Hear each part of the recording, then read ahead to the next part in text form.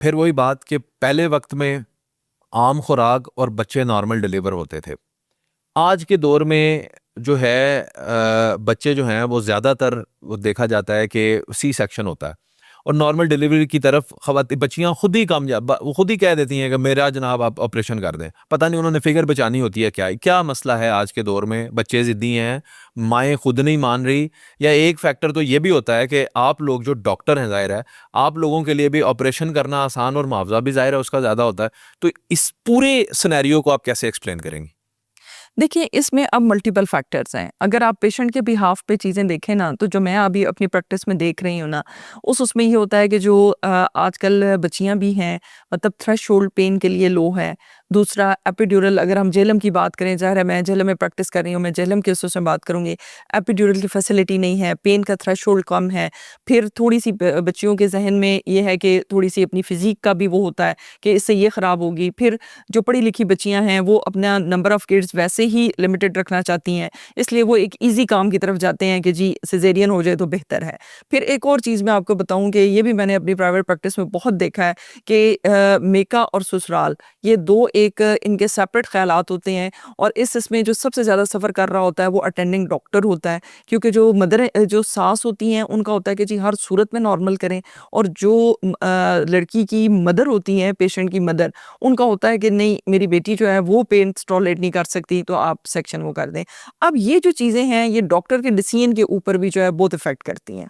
फिर अगर डॉक्टर के बिहाफ़ पे आप देखें, क्योंकि देखिए मैं गवर्नमेंट सेक्टर में मैंने काम नहीं किया, मैं जस्ट प्राइवेट सेक्टर में काम करती हूँ। मैं प्राइवेट सेक्टर की आपको लिमिटेशन बताऊँ कि इसमें ये है कि आपके ऊपर प्रेशर भी काफ़ी ज़्यादा होता है। अब मैं यहीं पे एक काउंटर क्वेश्चन करना चाहता हूँ।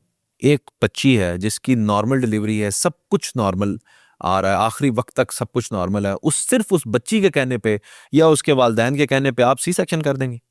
देखिए, इसमें जो प्रोटोकॉल होता है ना, वो ये होता है कि हमेशा पेशेंट को सेकंड डॉक्टर की एडवाइस, सेकंड ओपिनियन के लिए आपको भेजना होता है। जो बुक्स कहती हैं ना, वो ये कहती हैं कि अगर आप पेशेंट आपसे रिक्वेस्ट कर रहा है ना सी सेक्शन की, और डिलीवरी नॉर्मल हो सकती है, तो आइडियली पेशेंट को रेफर करना चाहिए कि आप एक दूसरे डॉक्टर से जो और है वो ना कर देंगे सी सेक्शन? सेकंड ओपिनियन ले लें। तो फिर प्राइवेट में अगर आप ये करेंगे ना, भेजेंगे, तो जिधर आप अपने हॉस्पिटल से निकालेंगे, तो नेक्स्ट डोर जो होगा ना हॉस्पिटल, वो फौरन सेक्शन कर देंगे। तो इस वजह से जब मैंने अपनी प्रैक्टिस स्टार्ट की, तो मैं इस चीज़ को अवॉइड करती होती थी, इवन मैंने पेशेंट रेफर भी किए।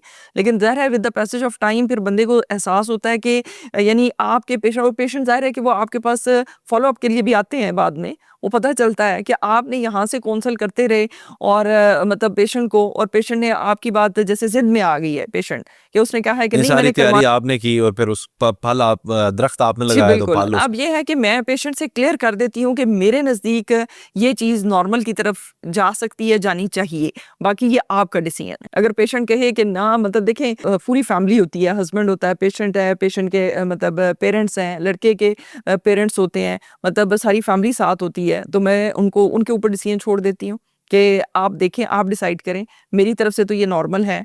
अब देखिए, आप बाहर के मुल्कों में, पाकिस्तान में ये फ़र्क तो है। अब बाहर के मुल्कों में आपको पता है कि वो लोग तो जितना मर्ज़ी पेशेंट कहता रहे, उन्होंने पेशेंट की बात नहीं माननी होती।